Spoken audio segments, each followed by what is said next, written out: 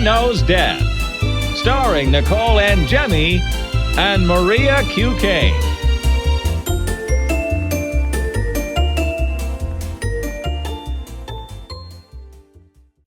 Hi, everyone. Welcome to Mother Knows Death. We have a little reminder for you. Remember that we are doing this giveaway for giant microbes. Yeah, so you're going to head over to Apple, leave us a written review, screenshot it, and then email your submission to stories@motherknowsdeath.com. The contest ends tomorrow, September the 13th, and then we will be announcing the winners next week. Yeah, we're really excited about this, and thanks for your awesome reviews. We've been reading them, and they've been really, really, really nice and flattering, and I feel so like, oh, these guys are awesome. Okay, guys, we have some extra crazy stories this week, so let's get started. Oh my God, there's so many. This is I feel like this is going to be a long one. This is the story of the week. We try to pick one that's like kind of extra outrageous for story of the week, and this one is extra outrageous, but there were also like some other ones that probably are even more outrageous, but I felt like you guys can't just wake up and start listening and get right into those ones because some of them are a little a little extra. Oh, yeah. So in China, a 58-year-old man was asleep one night, suddenly woke up because he thought he felt something crawling up his nose. So he then thought he felt something in his throat, but he kept coughing and nothing came up. So he just like kind of forgot about it and went back to sleep. I don't know if I could just so easily get back to sleep if I thought I felt something. If I ever thought that I inhaled something like that, it would be like, I don't know, a gnat or something, and if it didn't come up, I would just be like, whatever, like, I guess, or maybe it was a fuzzball. You know, when you're sleeping, like, things are just disoriented, so you're like, maybe that didn't even happen at all, like, Yeah, whatever. that's all I could think about. So basically, over the next couple days, he doesn't really realize anything except for the fact that he has horrible breath. And then he starts spitting up some yellow mucus after a couple days. So then he sought medical treatment.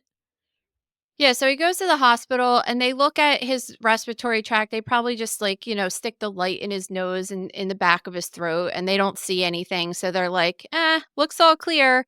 And he's insistent, like, no, something's wrong. I know something's wrong. So they end up doing a procedure on him called a bronchoscopy, which is when they stick a camera and a light down inside of your lungs to look at your airway. And when they got down there, they saw a big glob of sputum or it's spit or phlegm that you would cough up, and they saw wings within it. So it turns out it was a cockroach, which is so disgusting. Oh my gosh. It is, and we know that it went down there alive, so it's like little decomposing body mixed with the phlegm just was what was giving him this bad breath. It's so nasty. Can we also talk about how disgusting the word sputum is? Listen, I'm going to tell you something because you guys always ask me like what grosses me out and everything. So before I started working in the pathology department, when I was like 20 years old, I used to work at the microbiology lab in two different hospitals. And when I worked there, my job was to put specimens into the computer, and it also was to put specimens onto petri dishes so we could see if bacteria would grow or fungus would grow or something. And people would like huck a huge loogie inside of a specimen cup and they would come down to pathology and I would have to stick a Q-tip in that, like a sterile swab inside of that spit and play with it and then put it onto a petri dish. And it seriously was disgusting. Like, you think about the ones you see on the street usually are just like ones that people spit or just like that foamy white spit. This was like sputum, like a deep cough is like, think about when you're sick and you cough up all that yellow chunky stuff. It's like that in a cup. And the last thing you ever want to do is touch that. It's just really gross. It almost makes you feel like you want to throw up when you see it. Well, I actually have to do one of those spit tests this weekend that I have to send to a lab. I'm really not looking forward to it. And all I can think about is when we interviewed Mary Roach and she said that spit was the worst smell she's ever smelled in her life out of every bodily fluid. No, it really is. But when I had to do that for one of the genetic tests I did, spit like into a cup to send it, and it was like a lot of spit. Yeah. It was kind of not that easy to collect. You don't really think of it, but you're just like, this is so weird.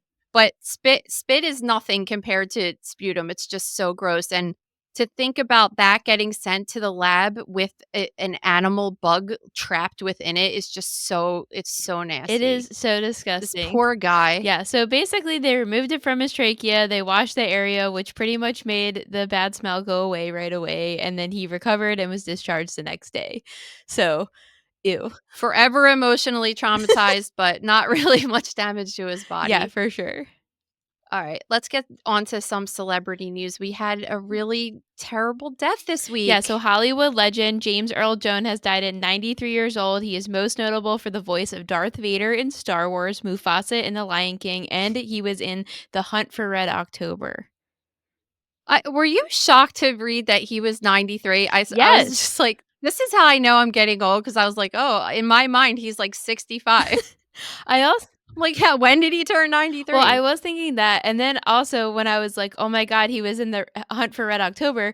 So if anybody's familiar with the Phillies, they kind of use that as a marketing scheme when they're getting close to playoffs. Whenever they make the playoffs, they call it Red October. And I found irony in the situation because whenever a celebrity dies, Nick Castellanos hits a home run. And then it came out that he died this week. And then last night when we were at the game, Nick Castellanos hit a home run. And Gabe said, "Who died this week?" He did. Yeah. Gabe said it last night, and we were like, oh, James Earl Jones. We were just talking. We're going to talk about that on the podcast. So Yeah. So he was like super cool. Mufasa was like, that was the first one I thought of was like Mufasa, yeah, right? so he But definitely has this legendary voice. It's really awesome. Again, like you said, I could not believe he was in his 90s. you know what's really interesting about him? I don't know if you know this, but he was mute for a long portion Really? of his life when he was younger. Yeah, he had a really bad stuttering problem and then he didn't talk not cuz he couldn't, but because he just didn't want to because every time he talked, he stuttered so bad and he got out of it on his own just using his poetry and speaking and just he eventually got over it, but in more recent interviews he still was saying that like he always wanted to stutter, like, it was always there, it never really went away, he just was able to control it. I just thought that was really cool. It's good for, you have kids that have problems with this, and then you think, like, you can go on to be like, your voice is probably the most famous voice of anyone ever, of all Oh, time, right? yeah. So it's really, really cool Yeah, story. definitely. And this next one is absolutely outrageous. So, yesterday, Bon Jovi was shooting this music video on a pedestrian bridge in Nashville. I'm pretty sure this bridge is famous. When we were at CrimeCon and leaving the last day, I actually walked over this bridge, and it's a really nice walk. You get a really nice view of the downtown. So, during the music video shoot, the bridge was open to the public, and around 6 p.m., this woman was seen climbing over the railing, apparently trying to jump off of it. And so she's trying to kill herself, right? And what happened? Like, he just so happened to see, like, police commotion or something, or where they were like, "Yo, Bon Jovi, come over here and try to, like, talk this lady off." Like, how did that go No, so down? it appears to me that this bystander went over to talk to her, and then he kind of realized what was going on, and he went over there and de-escalated the situation and then helped her climb back over the railing, and shortly after that is when the emergency workers got there. Dude, think about this for a second. Like, if there's any kind of sign that you shouldn't do this, it's like you're doing this, you feel at the lowest of your life, you feel like you can't live on anymore, and freaking Bon Jovi comes up to you and it's just see, like, it's not that much of an impact for someone like you, but for me, he was like one of the biggest, like, hottest heartthrobs ever in the 80s, right? Yeah. And like, just to think, like, what would be the chances that this guy like, if he came over to me and was like, "Listen, I'm Bon Jovi, please don't do this." I'd be like, "Yeah, okay." You're like I wouldn't even believe him, Like, how surreal of a moment must that have been for her, you know? Yeah, and, like, now he's kind of this, like, angel that's helped this woman, like, there's surveillance footage from the bridge of him, like, talking to her, and he hugs her afterwards, and you're like, "How awesome that he didn't just, like, stick one of his people on this and was like, 'Take care of this, I want this Yeah, over I with.'" know. It's such a good story, and it's a good story for her, and hopefully she gets the help she needs and thinks that life is worth living. It's just such a crazy story for her, Oh my right? god, yeah, so, I don't know, I think this is, like I've worked on music videos before, and they're just really stressful to work on because you're jamming so much filming into like a really short day. So I'm sure this held up the production for a couple of hours. And I do think it's genuinely really cool that he dealt with the situation firsthand and wasn't like pissed about it or anything. And he's not talking about it, which I also appreciate because he's kind of like, you saw what happened. I don't need to say anything Yeah, else. So exactly. he seems like a really cool guy. Yeah, I'm into I've always liked him though, like, I mean, one of my friends growing up had a poster of him in her room, and we were probably literally, like, Lulu's age, like, 9, and he had, like, the biggest bulge ever in this he was wearing these jeans that looked like they were, like, sewn on his body, and it just was weird because we used to play Barbies in her bedroom, and, like, that thing was just always in my face. And her mom wasn't like, this is totally inappropriate. No, So but I've always thought he was real nice since I was younger. all right, in more sad news, Selena Gomez did an interview with Vanity Fair recently, and she was talking about wanting to start a family with her boyfriend and said it wasn't necessarily the way she envisioned because she admitted that due to all of her medical issues, she's not able to carry her own children. Yeah, so in 2000 so let's start off with saying that Selena Gomez was diagnosed with lupus, which is a autoimmune condition. It causes inflammation in the body. It could start like most people might notice it because they get a crazy rash on their skin that's very indicative of having lupus. It's called a butterfly rash and it goes around your nose and on your cheeks. And that was kind of the first signs that anybody would have lupus, and I don't know if that was her particular diagnosis because she was pretty young when she got diagnosed, I think, like, 25, so I don't know what symptoms she was presenting with, but it could affect just your skin, or it could be systemic, and it could get into your joints, and it could even affect your organs, like your heart and your lungs, and unfortunately, it affected her kidneys so bad to the point where she needed to get a kidney transplant. She needed to get a kidney from a donor because hers were no longer functioning well. And do you know who her donor I was? don't know her name, but there was a lot of drama with it afterwards because it was like, Her name is Raisa, yeah, Raisa. Is that how you say it? I believe so, and it was, like, one of her close friends, and then they had a falling out after, and everybody was very judgmental, like, "How could you have a falling out with somebody that gave you their organ?" But now they've been seen talking again, so there was all this drama over it for years. Yeah, because that is a lot to donate your kidney to somebody. For most people, you could live with one kidney your entire life and just be fine, but once you get rid of your good one, now like you're at risk if anything happens to yours. It's you're taking a risk and it's very selfless to donate an organ, especially when it's not like your kid Yeah. or your parent or something, you know? So she got the kidney donation from this woman when she was 25 back in 2017. And when you get a new organ, it kind of changes things about your body. You have to be on drugs so your body doesn't reject it because anytime foreign objects get put into your body, like I think this week's mystery diagnosis, I did IUDs and I was talking about this a little bit. Like your body sees stuff that they don't like and they think it's a threat and they attack it. And what happens is that your body, especially when you're young and your immune system's really good, like it wants to attack this new organ that's in your body. So they give you drugs to kind of suppress your immune system, which then sets you up for other things because when you're chilling out your immune system for that, then when you get infections and stuff, you could also get sick easier because your immune system's not working so great to attack these things. So there are people who get kidney transplants and other transplants as well, and they are able to get pregnant and have babies. So it's not like you can't ever do that if you have a transplant. But in some people, it's just too much of a risk because pregnancy is. A lot of people think, oh, you're just pregnant, but it really changes your body and it puts strain on your body. It puts strain on your kidneys. Um, you're already considered immunosuppressed when you're pregnant. So that on top of being on drugs that suppress the immune system could not be good because it could risk infection. She could be set up to get preeclampsia or something like that because you could get hypertension and everything like that. So I think it's probably just like on the safe side thing. It could also indicate that maybe her new kidney isn't functioning like 100%. But whatever it is, they just decided that it's not worth the risk for her to go through with something like that. So she would have to get a surrogate. Yeah, I think she's really strong for admitting this. I think there's like a huge fertility crisis going on right now that not a lot of people are willing to talk about. And I think by people coming forward, especially somebody of her caliber, it kind of helps a lot of women feel less alone. And she said at the end of the day, I don't care. It'll be mine. It'll be my baby. And I think by using a surrogate or adopting, so I think that's really awesome that she has that attitude, even though she does say she had to grieve a little bit, because I mean, that's hard to find something like that out if you want kids.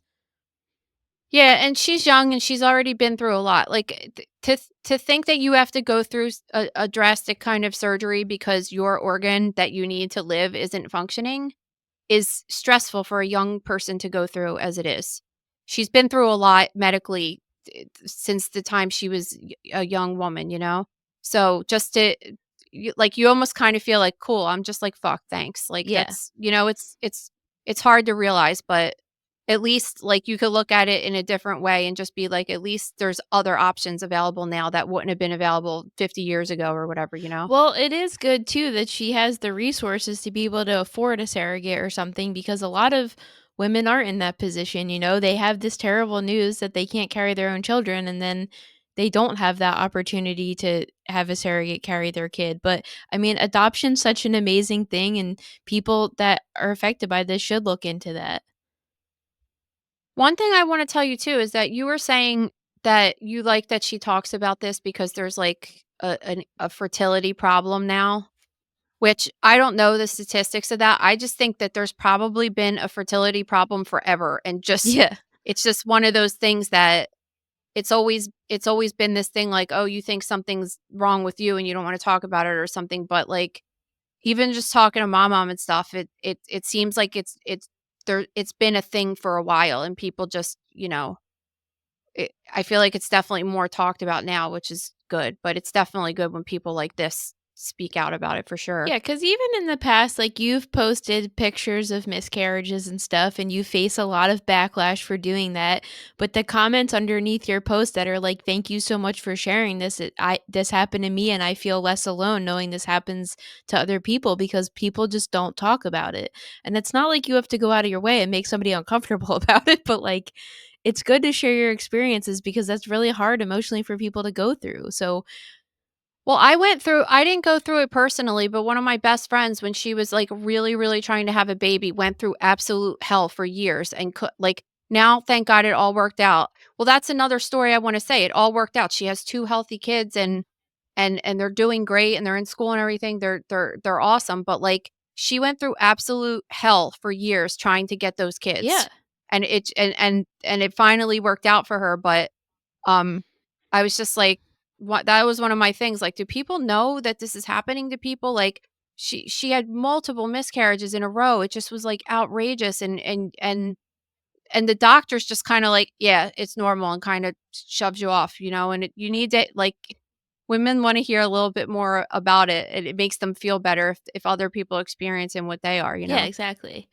This next story is also really crazy. So, Shayna Hurley, she was on season 2 of Love is Blind. So, when she was 2 months pregnant, she went to go get a regular pap smear. Afterwards, the doctor said that the results were abnormal. They wanted her to get another test. And then she was diagnosed with stage 2 cervical cancer. What is Love is Blind? So, it's this show on Netflix where they start. I only watched season 1, but because it was on during COVID and there was like nothing to do. So basically, they start the show off where they have all these women and all these men, and they go in these things called pods. So they talk to like the other gender through a wall, but they can't see each other. So you're basing who you're picking to like partner up with based on just talking to each other, not appearances. Oh, that's But then interesting. afterwards, I mean, my problem with this show is that everybody's hot on it. So it's not like surprise the person's like ugly or something, which they're making the point That of would that make the shouldn't show really matter. good. But like, No, that would make the show really good if you just put, like, regular people on it, not, like, all models and, you well, know. some of them are definitely not attracted to the person they end up getting paired with, and then that ends up breaking them up at some point. But generally, I would consider all of them to be pretty attractive people. So I don't know. I think that's the biggest flaw in this show, but she was on this show. She did partner up with a guy, but I believe she broke it off and it didn't work out. And then she met a new guy, and then that's who she was having the baby with. When do you know, did it say, like, what year this all went down? I'm just curious. I just wanna know if COVID had anything to do with this timing. Well, the first season came out in 2020. No, like, when was she pregnant? What It year was had to that? be after 2020 because the second if she was on season 2 and she got pregnant after season 2, that would have been filmed in late 2020, early 2021, so 'Cause this is interesting. So, there's a reason I'm asking this. So cervical cancer is, most oftentimes caused by HPV virus, and you know, when it's a sexually transmitted infection, but as you know, when you get that, it causes changes in the cells that are first abnormal, and then they could develop into precancerous cells, and then they eventually develop into cancer, but that doesn't happen overnight. And that's why they recommend that you get pap tests done frequently, because they want to catch it while it's early before it's straight up invasive cancer, right? So what happens is she is pregnant and they read the pap smear and they say that she's, once they did all this stuff, so they look at the pap smear, it looks abnormal. Then they're like, okay, we want to do a colposcopy, which is looking at the cervix with a light and a camera.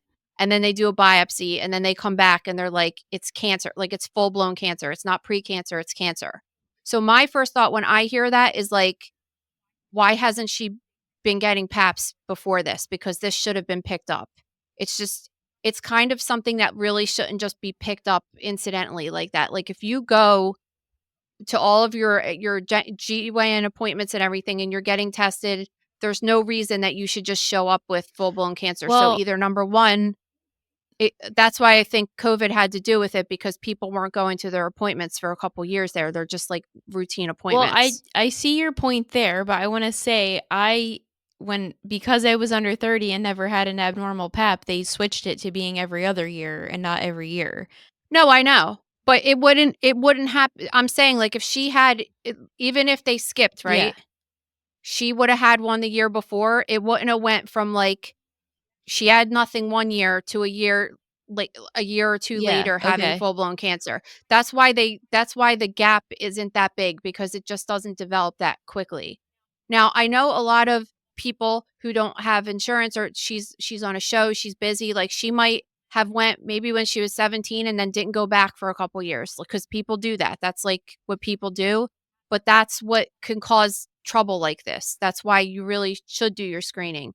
Um, so it was either she didn't go or she didn't go because of COVID, right? Yeah. Regardless, she's diagnosed with cancer and she was very early on in her pregnancy. So they give you options. They're like, you could abort and we'll take care of this cancer. It's a horrible option, because she really wanted to have this kid, and I think she had a miscarriage Yeah. before. And so they basically say to you, all right, well, you're going to keep the pregnancy and we're going to try to deal with it, or you can abort and we'll do what we need to do with it. So she decided she wanted to keep the baby, and they wanted to do all these things. So first they wanted to do what's called a cold knife biopsy cone, which they go and they literally it's called cold knife because they're not using a cautery tool, they're using just like a scalpel. But they go in your cervix and they cut like the entire center of it out like a cone. The problem with that, though, with pregnancy is, like, that's kind of the plug that's holding the baby, like, up inside the uterus, so you don't really wanna mess with that too much? So then they wanted to give her chemo to try to chill it out a little bit while she went through the rest of her pregnancy, and she didn't wanna do that for obvious reasons, because I don't think that I would wanna take chemo when I was No pregnant way. either. And then so they wanted her to deliver at 32 weeks, and she said no, and she went to 37 weeks because, again, listen, I know 2 different people that have had babies at 32 weeks, and the babies are totally fine, and God, Annette's boy is a teenager now, right? Yeah. And he's fine. But, like, it's not ideal, and you don't wanna do it, and they could have problems, so you just don't wanna do that. So she has the baby at 37 and a half weeks, and they end up doing the cold knife cone biopsy and say, "Okay, you have stage 2 cervical cancer."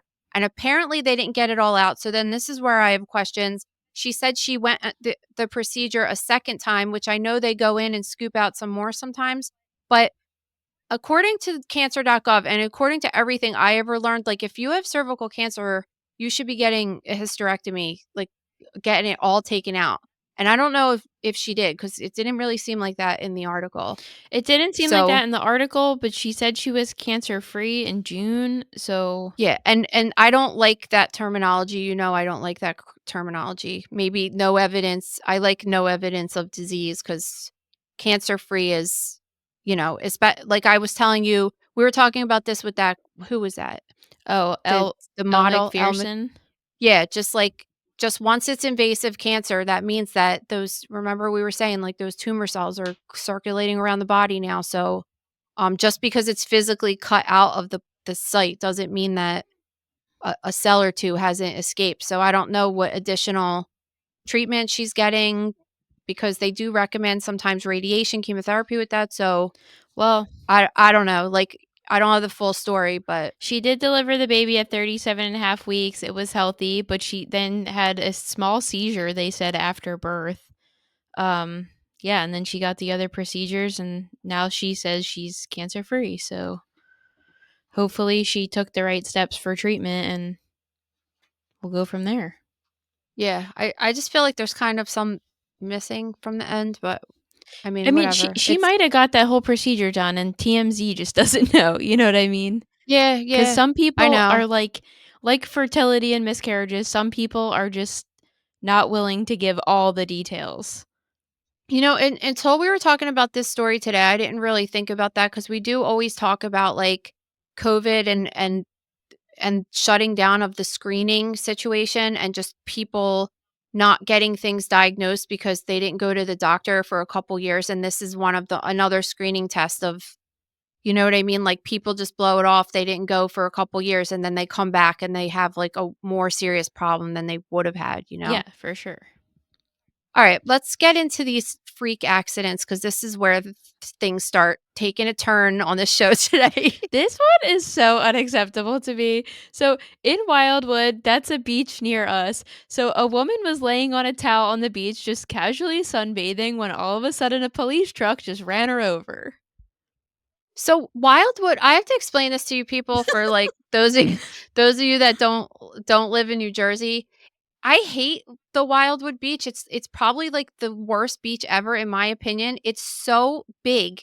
And I mean long, like, and I've never witnessed this in any other state. I've been to North Carolina, Florida, Georgia, all these other beaches, right? Mhm. California. I've never witnessed a situation where you have to walk an entire mile from like the street or the boardwalk to the It is water. really It's far. it's just weird. It's a weird beach. And when you look at it, when you're standing on the boardwalk, like everyone's all like huddled close to the water. And there's like this mile of beach that's just open, Yeah. right? Was she like laying in that weird area It where like a cop would never even think a person would be laying or something? No, from the pictures, it seemed like she wasn't that far away from where the group of people are. And other people said she was wearing dark clothing or like a dark bathing suit. So, how are they not seeing her? Was it like a print with actual sand on it or something that she just was like camouflaged? No, I think it was one of those, like, everybody was like, I have absolutely no idea how this happened because she was very clearly laying there. And I was on the beach recently, and those trucks, I'm not saying just the police trucks, but like people that drive trucks on the beach are like flying. There is so many So people around. so this is what I didn't understand. Is it like one of those quad, like, you know, those No, quad bikes? it was a full-blown pickup Like a truck. like a pickup Yes, a truck? full-blown What pickup the truck. Well, listen, but seriously, think about this. If you're driving a pickup truck on the street, this is what I tell the kids all the time when they're in a parking lot and shit. I'm like, people can't see you because you're short out of their mirrors, right? You can't see a child walking around the car because they're too short. So if you're just in, like, let's say we're in Gabe's pickup truck, right? And you just like look, you can't even see shit on the ground. It's too high up. Like, maybe they shouldn't be driving those types of things when there's people on the beach. Yeah, and they said they were responding to some unspecified ordinance violation, whatever that means, but they were probably driving like maniacs. And then, I don't know, I could see like maybe they looked down for half a second, didn't see her, and then the truck hood is so large that then it happened. But yeah, then it says many bystanders gathered around the truck, some digging in the sand and others working to lift the front end of the truck to get her out of there. Believe it or not, she survived. She had broken ribs, 3 fractured vertebrae, and a lung injury, but she is expected to survive. Oh my god. Totally. See, this is lawsuit worthy. Louis sent me this story and I was this is this is like beyond. She's gonna just have like mental. Could you just imagine like how scared you would be to just fall asleep, to think like something's going to happen to you when you're just laying there and not know it? no, It's nuts. because I'm under the assumption, which I know is not true, that you should not be allowed to drive full-blown vehicles on the beach where pedestrians are, but I know that's not the but case. they're cops. They're cops, but I also know at some Jersey beaches you can drive your truck right up on the beach, so Yeah, but that's like in Brigantine. I've been there before. It's just like a different. It's not really like a beach where people lay out like that. It's more like rugged, and you like do a fire pit or something there. It's just not. It's not set up like that. I don't know. This is totally unacceptable to me. Yeah, and it really is. they said they're looking into it, so I'm curious to see what their investigation's gonna find. Oh my god. Okay. Poor lady. Yeah, seriously. In India, a 65-year-old woman was in a pasture tending to her cows when suddenly she was knocked off her feet when one of the cows got really agitated. Unfortunately for her, there was a 2-foot-long metal rod sticking out of the ground and she fell directly on it, rectum first. That's how nuts is that? Like, what are the chances that that would even happen? Like, you couldn't even do that if you tried. No, you could. Just like land on this on your butt, Well, right? we're always saying that men that stick things up their butt are always saying they fell on it, but this lady actually did fall on it. She actually fell on it, yeah. Horrible. And so she goes to the hospital, and there's about 10 centimeters sticking out of the rod from her rectal area, and the rest of it was impaled inside of her body. And again, like just as we were saying, you couldn't even do that if you tried. This thing went through a large portion of her body and didn't even barely hurt anything. It did pierce through her rectum, but like it missed her major arteries, it missed her kidney, it stopped right before it got to her vertebral bone. Like she could have been a quadriplegic from this thing. She could have bled internally to death. Like she could have lost a kidney. Just craziness. She didn't even have bad bleeding, and they took the rod out and they sewed her up. They did give her a colostomy, so they gave her like a bag to just reroute her bowel while that could heal.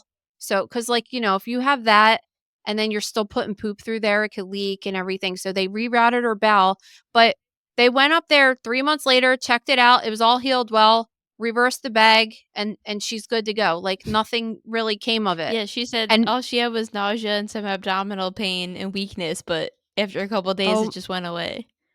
The pictures are insane, and I'm gonna post them in the gross room this week. Of the actual picture of this rod just sticking out of her rectum, but also when you see the imaging from it, you could, because before surgeons go in, they want to be able to visualize like what they're expecting to see when they go in, and you see this huge rod going through half of her body. It's just absolutely amazing that it didn't hit anything like vital. Yeah.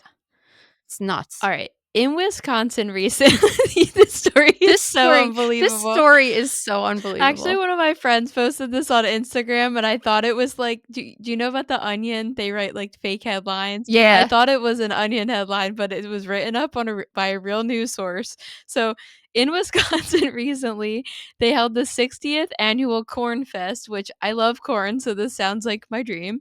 But officials said that since most festivals and fairs offer eating contests, they wanted to get in on it. So this year they offered the first annual corn chugging contest.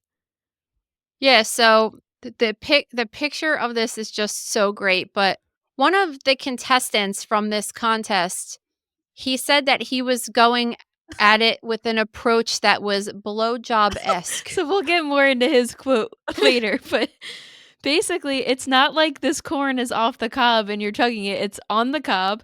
So 10 people participated in the corn contest, and of the 10, 9 of them had to go to the hospital with corn-induced, quote, injuries to their mouths, jaws, and throats. When you think about if I'm thinking like, okay, Nicole, do you want to do a corn eating contest? I would think that you would grab the cob of corn and you would hold it in your hands horizontally and bite it as if you were biting corn like at a dinner table. You would just do that really fast. But they're turning it vertically and like putting it in their mouth. In a blowjob. This is where the blowjob-esque approach is coming from. So, I mean, you could see how that would end bad because a cob is very rigid and like could really hurt the back of your throat, especially if you were doing things fast. So this man that applied this technique was the only person that didn't have to go to the hospital. He only ate 1 corn of cob, but he was considered the winner because he's the only one that did not require emergency services. And when they asked him about his approach, he, as you know, said he approached it blowjob-esque, and then he said, "I realized I needed to relax my jaw and throat as much as possible and just take that thing." This just like doesn't seem real. The pictures are more unrealistic than the story itself. How is he the only one that won? How? He ate 1 piece of corn? Like I could do that tonight at dinner. Like what are you talking about? I Like, guess if you went to the hospital, you were disqualified. So he was the only one that didn't go to the hospital. so every person in this contest was trying to put it down their throat the opposite way instead of just eating the corn off the cob. I'm confused. Were they supposed to eat the whole cob? No, I think they just weren't taking practical approaches like this man. But this man did say in the article that he wasn't looking forward to passing it or something. Well, corn is hard to poop out. But he only ate 1 corn. Like, did he eat the cob? Because if he did, then he's going to have to go to the hospital too. Because that thing, like, what is happening right now? I don't know. That would cause like a major obstruction. So yeah, listen, like why would he not be looking forward to passing corn if he only ate the amount of corn on 1 cob? That's like a dinner serving. Listen, I don't know what's going on in Wisconsin, happening? But they're giving corn blowjobs apparently. Shit is crazy.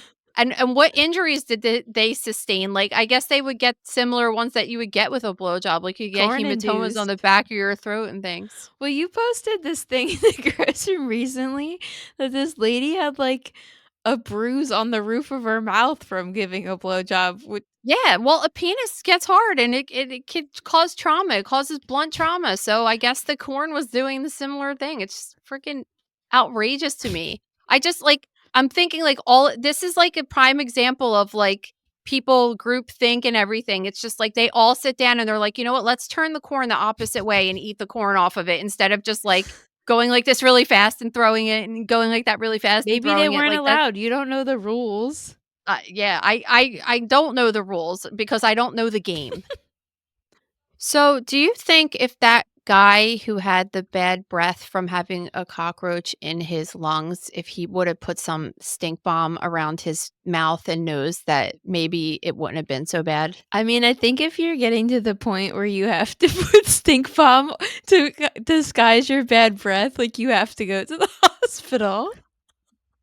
Well, that's exactly what he did, and luckily he was fine. But StinkBalm is awesome, and it's definitely good for using when you're in a situation where there is a stinky thing going on. So it's really good for people who work in healthcare or emergency response workers. If you just work in an office job and your boss has stank ass breath and you need to just get that through your is meeting. true. Like someone that you have to have a meeting with all the time that stinks.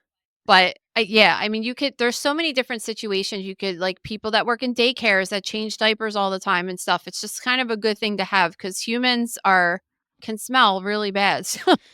As we know, dead or alive. Yeah, it's kind of impossible to be alive and avoid smells pretty much anywhere you go. So that's why it's awesome because it comes in this little chapstick tube. It applies basically the same way, except you don't put it on your lips, you put it right under your nose, and it comes in all different flavors or scents, I guess. So if you could really pick any one you want, there's lavender. If you want to get seasonal, there's like evergreen for Christmas time. There's a coffee Yeah, flavored one. I'd like that because it's like, you know how sometimes you get like air fresheners or candles. Like right now, my house has pumpkin smell going on and like that patchouli witchy smell kind of. Like you could just get any kind of smell for whatever season. So it's really awesome. Yeah, so you can visit stinkbalmodor.com and use code MKD15 for 15% off all products. Thanks, Stink Bomb. This episode is brought to you by The Gross Room. There are a few stories that we are going to have the video and photos for. The video one is coming up soon and it is outrageous, and we're going to put that in the gross room, as well as the story that we were just telling you about the woman who fell on the rod. And a lot of our stories in the gross room correspond to stories that we're talking about on Mother Knows Death. So if you want to see the pictures of what we're talking about here, make sure that you check out the gross room. It's only $5.99 a month. So visit thegrossroom.com for more info and to sign up. All right, let's get started with true crime. Okay, in February, staff at a Houston hospital called a Lyft for one of their patients, which I think is kind of weird. But when the driver pulled up, he noticed that the man was standing with multiple hospital employees and a security guard. The man was fidgeting and acting weird, so the driver asked staff if he was okay, and they all assured him that he was fine. So this guy gets in the car, he starts talking to himself and then beating his chest. Like, what would you even do in that situation at first? I don't know, but this is not going well. No. So then the passenger slides over behind the driver's seat, takes the guy's seatbelt, and starts trying to strangle him with it. And when that wasn't successful, he put him in a chokehold with his arm. Dude, this is like not cool at all. No, obviously not. Like I don't know like who should be protecting this driver, but is this like a common thing that they call a Lyft or an Uber to come pick up patients that are like mentally ill? I mean, really, this is like a huge liability. That this is messed up for real. It is messed up, and I want to say, like, as a Lyft driver, you obviously like Lyft drivers have been attacked, or Lyft and Uber drivers and taxi drivers have all been attacked before. That's not like a foreign concept. But I kind of thought it was weird that the hospital called the Lyft for him, and then it was kind of like, this isn't our problem anymore. We're just going to shove him in this car. And that's concerning for me, because if he was seemingly aggressive or something and they needed to call the Lyft for him, why wouldn't they call the police? Like, I feel like something's very weird here. I don't know, because I mean, this is the thing with the emergency room. Like, they just are trying to stabilize the patient. So if the guy went and he was healthy and he wasn't like getting ready to die, then they're just like, okay, he could be released. I don't know. I've never worked in an ER, so I don't know how that But goes. then they But they pay have. money to send him in a car? I don't know, because like I really just don't know what happens. I know that they have to hand the person over to somebody Yep. to make But sure. what's protocol if nobody gets them? Like, I've never heard of somebody being called a cab or something before to take them home. I don't know. Maybe they called for him or something. Like maybe they knew somebody was going to be at the other end at the house where they were sending him. I don't know, but I would think that you need to have people transporting patients like that. Like if the guy had schizophrenia or something like that, then you need to have medical professionals that are able to handle those situations, that know what's happening. Like if you're just a regular person and someone starts acting like that, like you don't know what to do or what to say, or like you're just an Uber. Like I think, remember we always used to try to get Pop to be an Uber driver. We're like, just go do it. All you got to do is drive around and pick people up. Like all these dudes that I've been in an Uber with and stuff, they're just like retired guys or something. Like they don't know how to handle a situation like this. No, and this guy said he had been driving for 7 years and never really had an issue like this. And so basically he was able to pull over at some point during the struggle. I mean, imagine being choked while you're driving on the road. How scary. The whole thing is scary. Like unexpectedly, yes, it is scary. But then he pulled over and the passenger kicked the window out and got out of the car that way instead of just opening the door, and ran up to a house and started acting crazy. And those people called 911, and then that's when he got arrested. Yeah, so now of course this guy like doesn't want to be a Lyft driver anymore, even though Yeah. that was his job and his career, right? So now he's like scared shitless. But how I mean, think about this. Like, if you're driving and someone's in the back seat and you have your back turned towards them, how are you ever going to confidently drive safely? No, like with this fear that somebody from behind you is going to attack you. Like, I don't blame this guy at all, honestly. No, it's really scary, and basically he's suing Lyft and the hospital for this. I don't really see how Lyft is liable in this situation because I'm sure you have to sign things that are like things could happen.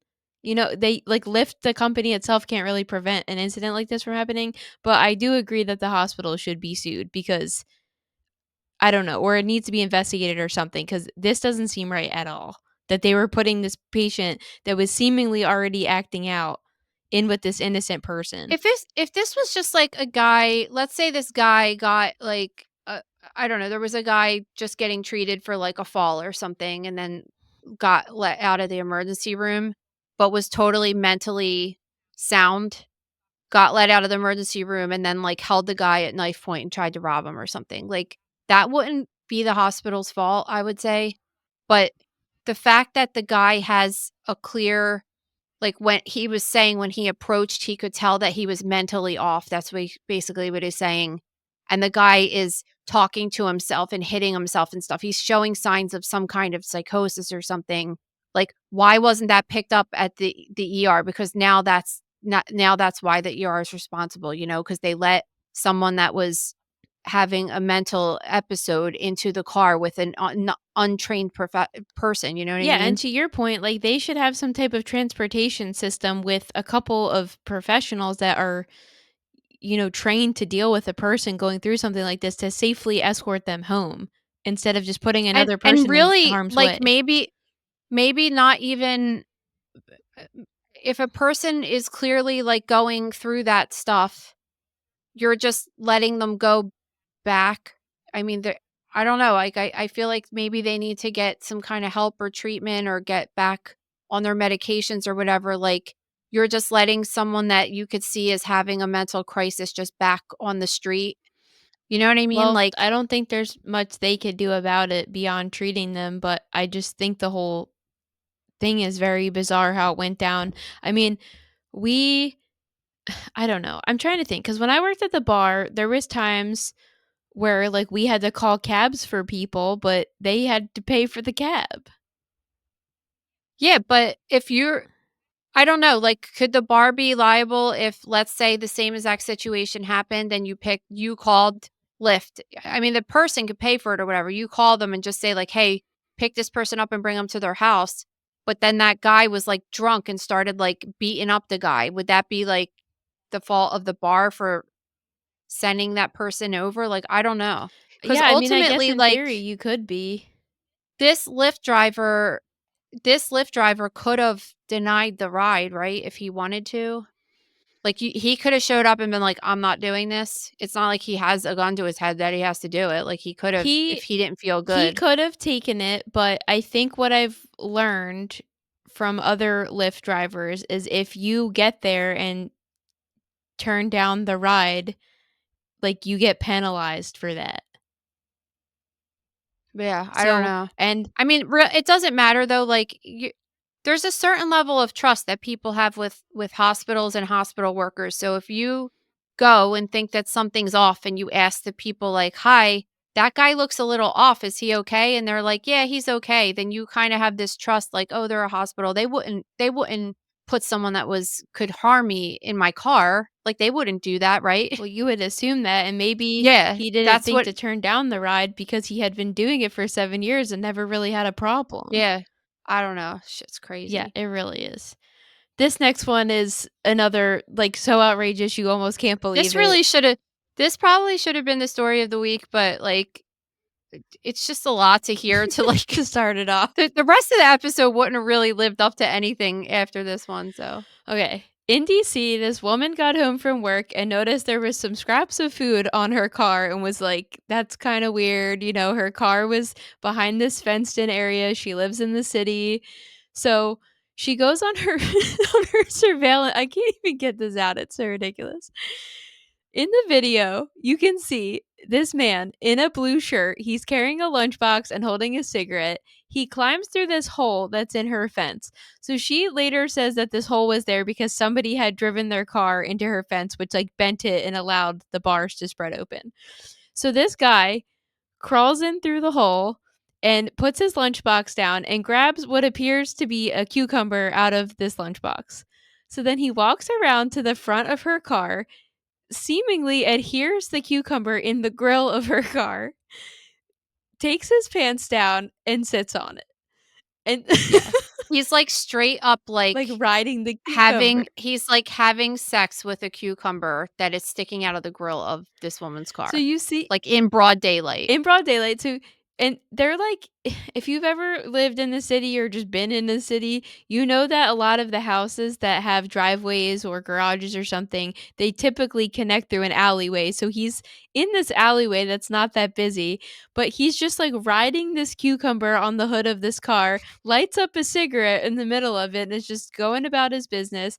And then this other car drives down the street. He hears it and like stops what he's doing and kind of just looks like he's sitting on the hood of the car. So then after the car drives by, he gets up. I don't think he ever really pulled his pants all the way up, but his shirt was really long in the front, so I guess you couldn't really see that well. So he walks back over to the lunchbox, puts the cigarette out on the fence, and then takes the cucumber, sticks it back up there, seemingly finishes himself off, and then just throws it back in the lunchbox, goes on his way. Like nothing happened. He took the cucumber like covered with his shit all over it and put it back into his lunchbox. Yeah. Like how gross is that? So What a freaking weirdo. And on top of that, it's like this house is near a school where like children walk by to go home from school and stuff. Like, what if you saw that? Like anybody saw that in real life, you would just be like, am I really seeing this guy have sex with a cucumber right now? Like, why wouldn't you just go in a bathroom? Why would you do that in like that? well, there's layers to this because it's like he didn't even just pull over in the side of an alleyway. Like technically, he like trespassed on this woman's property, right? Like he broke into her backyard driveway area that was clearly fenced in. He broke in through a gap in the fence and walked back there, and then if I was watching this video and it was my car, I'd feel so disgusted that this happened to my car, especially with a stranger. You're like, who is this person? Do you think it's like that episode of My Strange Addiction where the guy like wanted to have sex with his car? Was it an attraction to the car, or is it a thing that just the guy just, you know how people have this kind of fantasy of having sex in public kind of thing? It's like one of those perverse things. I mean, I would Like, say it's probably not a fantasy with the car because he like took it off of the car and then finished the job without the car's involvement. but when he showed up at first, it just was like he didn't look like he was really thinking about it. Like he had a plan. He knew what he was going to do. He's just so emotionless in the entire video that you're like, he's just doing this like it's like watering a plant or like just doing something totally normal. It is, exactly. It's like what it's like he's outside doing some kind of chore, like sweeping grass up or something.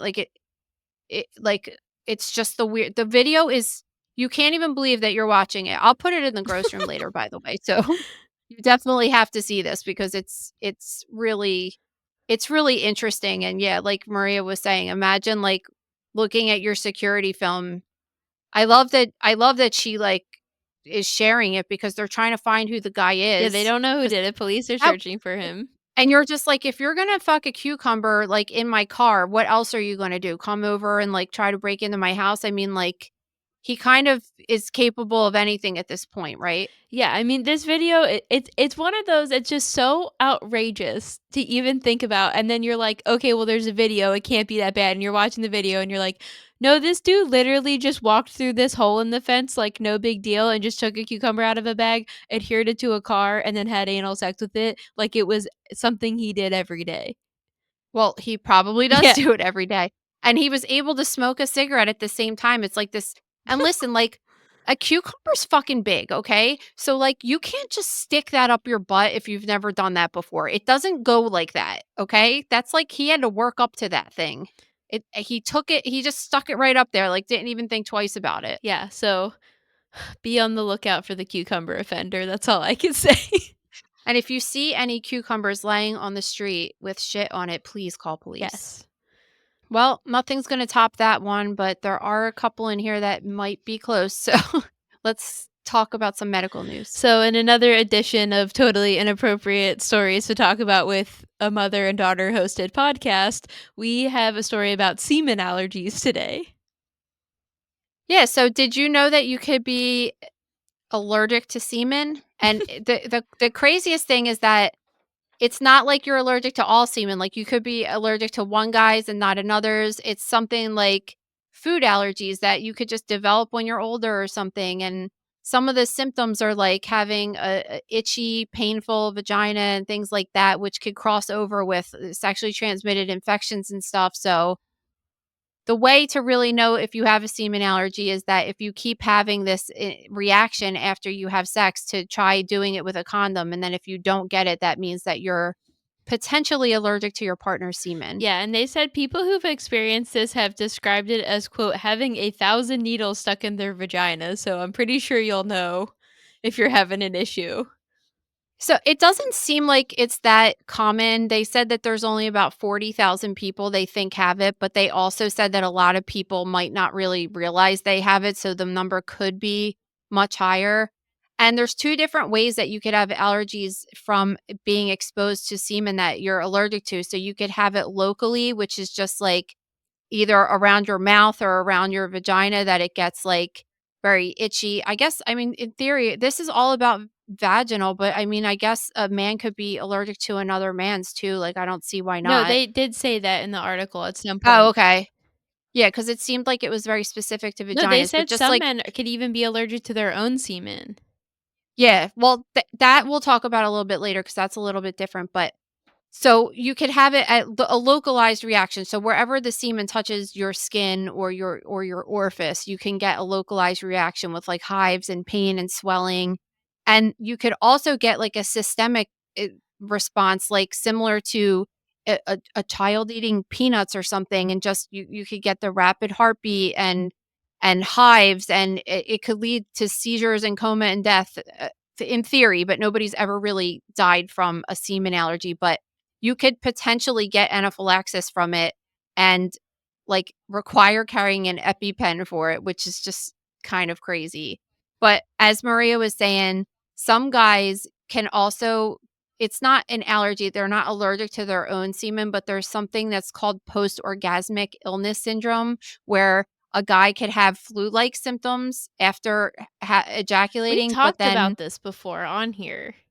yeah, I think that we did because it does sound familiar. But they said that they've done many studies on it, and they're saying that they think that it's more like a psychological thing rather than an actual like allergy that you. Because if you have an allergy to semen in the vagina, for example, you would be able to measure that scientifically. Like there's signs of inflammation and this and that, whereas they weren't able to see that with this post-orgasmic illness syndrome. But one of the most interesting parts of this article is how they determine how you are allergic to it. So, you know, when you get allergy testing done, you've had it done, Yeah. right? At the allergist, like that they do like that prick test and they put your allergen inside of there to see if you're having a response to it. So really the only way to tell if you're allergic to a particular person's semen is by having them give their sample to your doctor, which is like, how often is that ever happening? Yeah, seriously. Could you imagine just like telling your boyfriend or your husband or whatever, like, hey, you just have to like go do this in this cup so we could see if if I'm allergic to you. Um, but one of the ways that they treat it is even more outrageous. They have the guy go to the doctor's office and they dilute the semen, and it's like an exposure thing. They keep giving higher and higher doses of this diluted semen to putting it inside of the vagina, hoping that she will become desensitized to it. And it's called intravaginal desensitization. Like it's so crazy that they've done this to even one person, honestly. Yeah, I mean, I would think for the most part, unless you're trying to have a baby or something, this like you might figure it out the first time you have unprotected sex. But I'd say for the most part, it's probably pretty avoidable if you use condoms. Yeah, but who wants to use condoms? I know, I'm Like, just saying. Like that especially if you're in a relationship, like that doesn't seem like it would be very fun, but if I mean, if that's your thing, go ahead. I would rather opt for the desensitization procedure maybe. I just can't imagine that most dudes are not gonna be, like, going in there and willingly doing something like this, I think. Okay, this next story. So I'm on the internet a lot more than you, and I've noticed that a lot of wellness influencers, like their hot thing this year is pelvic floor exercises. I don't even know if you've been aware of this.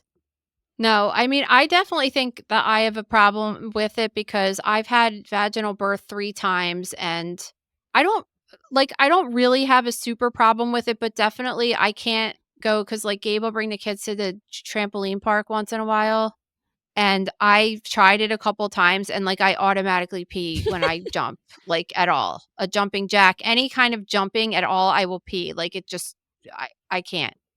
But that's, like, there's people that have it then when they're just standing there, they can't even hold it in, you know what I mean? And that just happens with age and everything, and it's kind of a weird muscle to flex, I guess. It's not like a typical workout where you just, like, lift some barbells or something, like, you have to sit there and kinda squeeze, and people just don't can't really do it that easily. You have to do it regularly and everything to strengthen the muscles, so what did they decide to get around this difficult So, exercise? because studies have shown that 1 in 3 women apparently have weak pelvic floors, they've come up with this new device. So, it looks exactly like a vibrator or some type of sex toy, but basically you'll insert it like a sex toy and you can download an app and play video games with it to try to train your pelvic floor and strengthen it. You're playing video games with your But vagina. it's not like you can't play like Mario Kart with it. Like it's a video game. I think I could It's actually. a video game. I think I could play Tetris with it, like, all day long. It's specifically designed at whatever level you're comfortable starting at to train, and there's different levels and difficulties and all that stuff. So it's an interesting invention for sure. I just, like, I kinda want it just to see if, like I just am doing some research to see how it works. I'm just really curious about Well, it. They are saying that, like, they're having good outcomes with it, right? yeah, so their study showed that 71% of users reported short-term improvements in urinary incontinence, 79% saw medium-term improvements, and 85% experienced long-term benefits. But do you think like, you have to do it forever though, right? Because Oh, I don't know. it's like working out. It's not like you do it and then they get strong and then you're done. They work the same as every other muscle. Like, you have to work if you don't like, let's say you go to the gym and you get big biceps and stuff, if you don't keep going, like, you'll lose it, you know? It's the same Yeah, thing. I get. Like strength training of the veg. Okay. In South Carolina, this 35-year-old mother had her fourth child, and it's insane because the child was born on August 25th, which is the same day her other 3 children were born. So all 4 kids have the same birthday on August 25th, and it was not planned. Even if it was planned, could you really plan that? No, that's what all these doctors and experts interviewed in this article are like. Even if you were like, I'm going to get pregnant on this day, the likelihood of giving birth on the same day twice, let alone 4 times, is very rare. I think they said it's 1 in 1.285 billion chance of that happening. It's so crazy. I kept reading it over and over, and I'm like, "Is this really happening right now?" It seems so outrageous, and even if she planned it, like, the last one was born at least the last one was born early, right? Yeah. So, it's just like it just even if you planned it and you just could find some doctor was like, "Give me a scheduled C-section on this day," like, it might be kind of possible, but even then, like, you just Well, every single kid, like, it's just crazy. it is nuts. It's so So crazy. apparently this lady's dog growing up had a birthday of August 25th. So when they had their first daughter on August 25th, they were like, "Well, that's kind of cool." And then the second one came a couple weeks early on August 25th. The third child came another couple weeks early on August 25th, and then the fourth child came a month early on August 25th.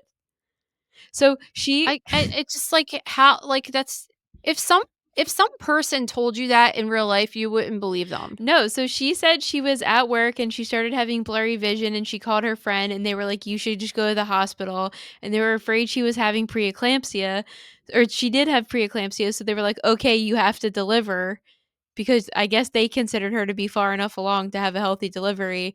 And by the time everything was situated, it was 11:55 p.m. on August 24th, and she said her and her husband just looked at each other and started hysterically laughing because they were just like, there is no way this is happening. Oh my god. So What a cool it is a story. cool story. So I mean, it's pretty convenient you could celebrate all your kids' birthdays on Right? the same day. So easy, right? You just be like, "All right, guys, like we're gonna get one big cake and call it a day." Yeah. Lucky lady, But man. it sucks for them that they can't have individual birthdays, but it's a cool story for their whole life. You know, you and all of your siblings have the same birthday. It's so Yeah, it outrageous. really is. This next Not as outrageous as this. this one's really disturbing for me. It is. And when I read this, I was just like, "Oh my god." So there's these realistic baby dolls called Reborn dolls, and the purpose of them is this like, therapeutic treatment to comfort people, you know, with infertility, infant loss, or dementia. I don't know why for dementia, but that's what they're saying it's used for. So this 27-year-old girl a couple years ago bought one of these dolls and became very attached to it. Her family told her it was normal to feel maternal, I guess, in your mid to late 20s. So that's when a lot of people become mothers. That's how she was justifying it. So in a couple year period, she acquired 7 of these dolls that she cares for.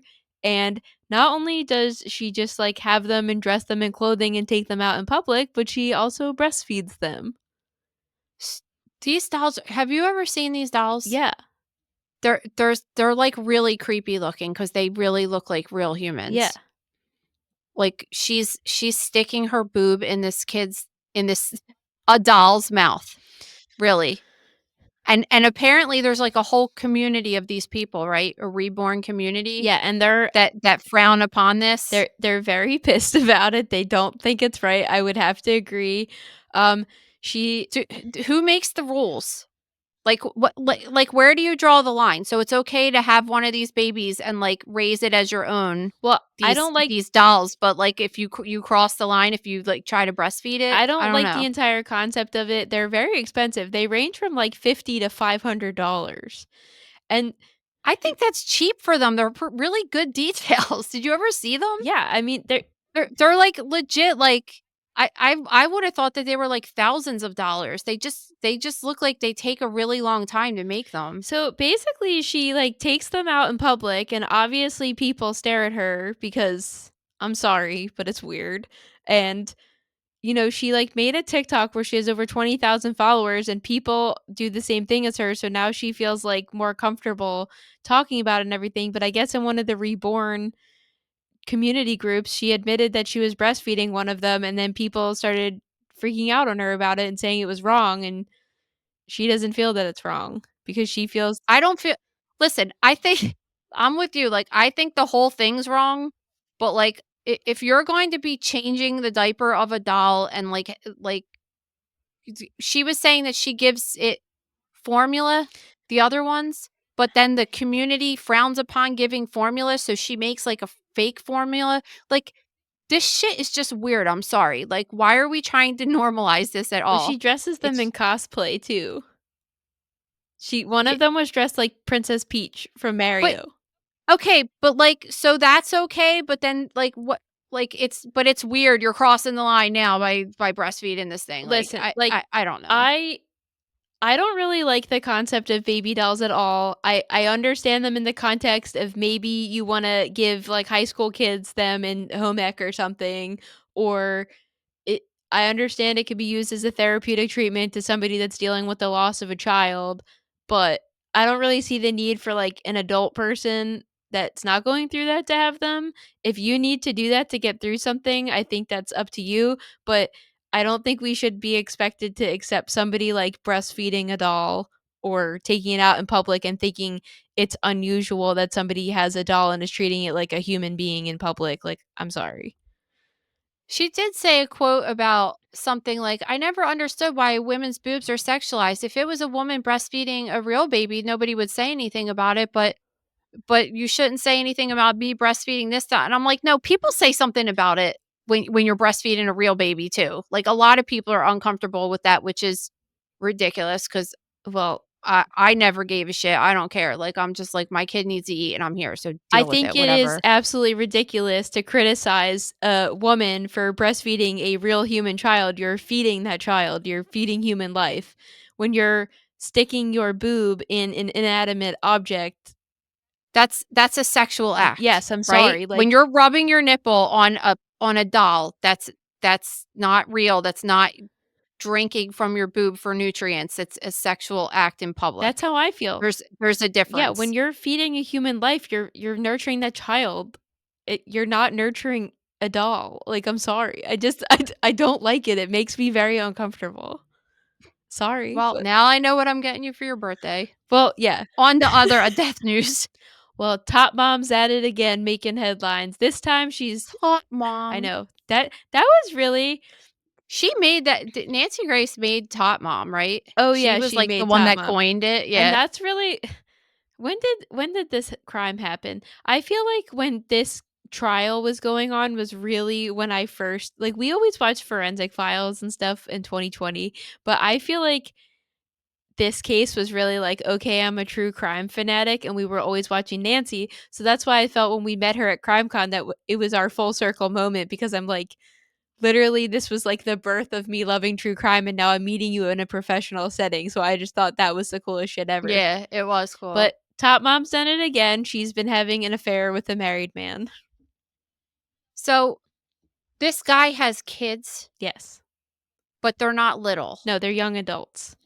Yeah, but still, like, could you Being imagine? the wife and finding out that your husband's having an affair with Casey Anthony. Yes.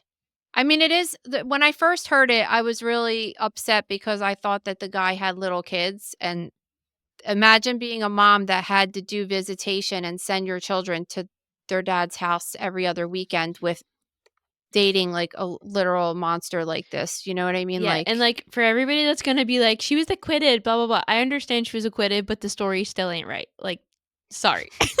But no, it was totally fine. The kid just like ended up in the woods in Orlando, Florida, just with duct tape I over think her mouth. Nothing to see we here. can all agree that they were maybe not able to prove beyond reasonable doubt that she committed this crime, but it certainly wasn't acceptable what happened that led there. So during her trial, there was a lot of talk about her having some kind of like personality disorder or bipolar, something like all these different things, antisocial personality disorder, borderline personality disorder. And I don't know if you remember, but during the trial, there was like this forensic psychologist that stayed with her for over like 20 hours and just said, there's nothing wrong with her. She passed every test. He said there's no diagnosis there. She doesn't have a personality disorder. She doesn't have a mental illness. There's nothing wrong with her. And many people have argued that because they felt that she was very, very manipulative and during the trial, right? And this to me, it is like, a kind maybe it's more of that personality coming through that like there's a guy that's married that has kids and you're like pulling him away from that kind of thing. I honestly think that she even manipulated the forensic psychologist to think that like maybe she's just that good that she even manipulated him in some sort of a Well, way. this is what happened. So it looks like both of them were going to the same gym where they lived in Florida and were added on some group chat, and then they started texting one-on-one on the side. And then it looks like he and his family moved to Tennessee earlier this year, but they had maybe started their little rendezvous before he had moved away. Um, and he was married for 22 years and he left his wife for her. They moved to I Tennessee and mean, he told his wife he wanted a divorce. listen, like this happens every day, like all over the world with people that don't, aren't accused of capital murder or whatever. But it's just interesting because I think for me, it's most interesting because I had, when you were younger and stuff, it's like when you're co-parenting with another person, you're always worried about what's happening when they're at the other house. Yeah. But I guess that's not really happening if the kids are like college age now. But in general, like the mom still should be worried about her sons being around a person that of this caliber at all. Like no matter how, I don't think she's a harm to them, but just like, Well, I don't know. this quote could be totally fabricated, but they're saying somebody close to Casey Anthony said, quote, "She doesn't care if he's married or not. That's his business. All she knows is he makes her feel good and she likes that." That's concerning to me because you should care, because you should have some morals that it's not Well, your fault that he decided to have an affair on his wife. Like, he made that decision as an adult, but like, you shouldn't want to be with somebody that treats their significant other like that. yeah, but that's not specific to Casey Anthony. I mean, that happens every day. No, not You hear that all the time. Like, dudes don't want anything to do with their kid, and then like they meet the next girl, and the next girl thinks she's gonna get pregnant, and he's gonna want something to do with her kid. You know this what I mean? Like, story it's like, isn't scandalous because somebody's having an affair. It's scandalous because she is having an affair with a person with children when her yeah, child that's died in the way she did. So, yeah. So God, this lady, I feel bad for the wife that's getting wrapped up in this. You know what I and mean? now she's moved to Tennessee to be with him. Oh yeah. Yeah, so she got an apartment right down the street from his, and they're going out. They're full blown going out. They go out in public. There's paparazzi pictures of them. It is what it is. On to questions of the day. Every Friday at the @MotherKnowsDeath Instagram account, we put up a little question box in the story. You guys could ask us whatever you want. First, if you accidentally swallowed maggots via food, is it guaranteed that they'll hatch in your stomach? No, I would say no. Now we can talk about my mom's story because, dude, we had a crazy what was it for Ricky's birthday? We were at your Yeah. house, and then remember when I spit my seltzer water all Oh my over god! the place Because we were talking. I don't want to get into like all the details in case other families listening, but we were talking about somebody being an alcoholic, and she said, seriously, she said he's not an alcoholic. He was a heavy drinker. you could talk about this because they're all dead. That anybody's going to care about that. So it's like we're talking about my great grandmom that we used to call Granny Nanny, right? And she was talking about, oh, I don't know if I ever told you, but her husband killed himself. And I'm like, really? And then I said, wait, I never even like she died when I was like 6 or something. I'm like, I never even thought of her as having like a guy. And then it was like, you know what I mean? Because she was just like the old lady that lived there, you know? And it wasn't my real great grandpop. It was Her like some husband guy she after. married. Yeah. So I was just like, oh, I never even thought about her with any man, like let alone like another guy, whatever. And she was telling us this story about how they found out that he killed himself by the Schuylkill River or something. This was back in like what, the 60s, Yeah, like like the it was a 60s or really something. long It was a time long ago. time ago, and like we were just asking all these questions, and apparently he had found out that he had colon cancer and he like never got any treatment and he just went and killed himself. The whole story is Well, like he didn't weird. even know if he had colon cancer yet. They wanted to give him a test to see if he had Yeah, it. like which I just don't believe, but whatever. There's like, there's all these stories that you're just like, yeah, there's definitely more to the story, mom, but you just believe it on face value like that for sure. So then she was saying something like, I was asking all these questions and I said, like, was he was he an alcoholic? Or no, she was like saying, well, he did drink every day. And I said, so he was an alcoholic. And she goes, and I'm like in mid drink. And then she said, what did she He say? said Like, no, he wasn't an alcoholic. He was a heavy drinker.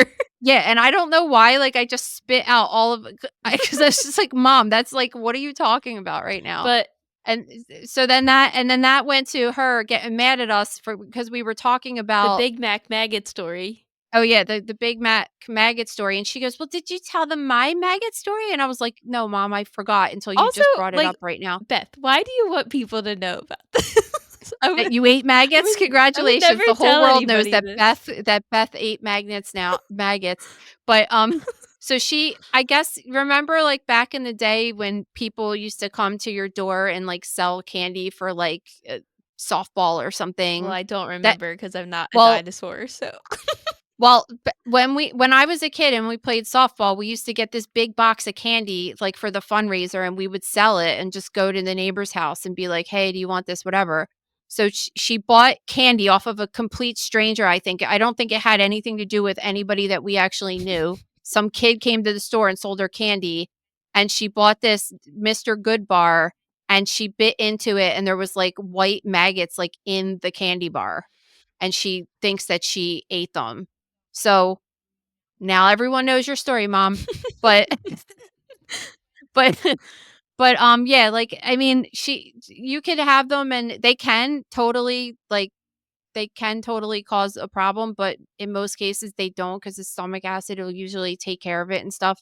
I just think for the one particular case, I think you're bringing this up about the person that had the fly in their colonoscopy and they really don't know how it got in there.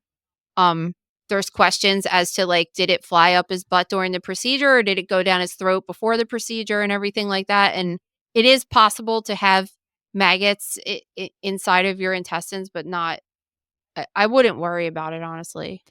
All right, next. As a PA, does the smell of dead bodies get on your clothes? Yes. I mean, like, I used to pick you up and you would say that I smelled and put the window down when I'm driving. Remember that one time? I mean, it really one of the medical examiners at the ME's office, he used to come over to the hospital sometimes, and he always smelled like decomp, because he was like he had like a lot of hair and a beard, and he smelled like decomp and cigarettes mixed. Yeah. It was a crazy smell, but it does, like, even whenever I had an autopsy, I would come home and I had a certain smell, like, on my, like, up my nose or something. So, yeah, for sure. There was this in the first season of Real Housewives of Salt Lake City, there was this storyline because one of the women's aunts was in the hospital. I think she had to get like her legs cut off or something. And one of the other ladies was like, "You smell like hospital. Get away from me." And it turned into this whole thing and I was like, "No, there is a hospital smell for sure." No, there is. It's like there's old people smell, It was more that it was so there's insensitive to definitely the dead. situation. But, like, Yeah.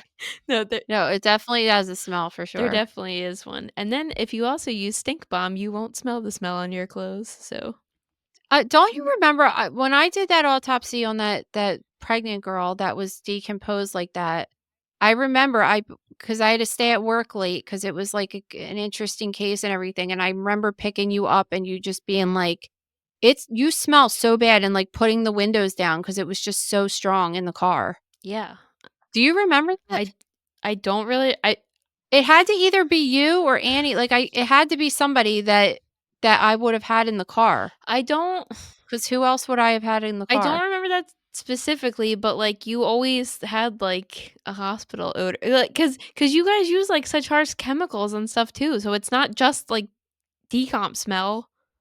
You just had this Well, you odor. don't typically smell decomp in the hospital for sure, but it just was that a couple cases that we had, it would smell like that. But just in general, like, even if a person just had died for a couple hours, like, there's just a smell. It has a very specific smell. Yeah, I don't know. I think just there is that, like, unfortunately, to quote Mary Cosby, there just is a hospital smell, and it's not good. Alright, last. What is your favorite thing about one another? You can go first. Um, I think you're a really good mom, and I'm not just saying that to blow smoke up your ass. I just really like as I'm getting older and I think about being a mother myself, like I hear a lot of my friends tell stories where their parents just wanted to go out and just dump them at a babysitter's house, or they just were leaving them like 5 nights a week. And I think you're very family oriented and you're always making sure to prioritize me or the kids or being a wife. And I think that's a really admirable quality that we don't see in today's day and age where the divorce rate is high and people get married so they could take cute Facebook photos of their family even though they really hate their spouse behind the scenes and don't want anything to do with being a parent. And we know some older people who have recently admitted that they hate being mothers. So I I think that you had a really difficult job having me at a young age, but you kind of killed it and I admire the way that you mothered me and that's how I want to be as a mom as well. And that's my favorite thing about you. Oh, that's so So nice. nice. Um, I feel a similar way about Maria. I think one of her strongest qualities, she has a couple really good ones. One of them is that she's very resilient, and oftentimes, like, people go through hard times, they they let it like beat them down, and they get depressed, and they sit down in the dumps, and like if something shitty happens to her, she just kind of like, feels bad that day, and then like wakes up the next day and just like keeps going and just keeps going and keeps going and doesn't like let her like bring stuff let stuff bring her down like that.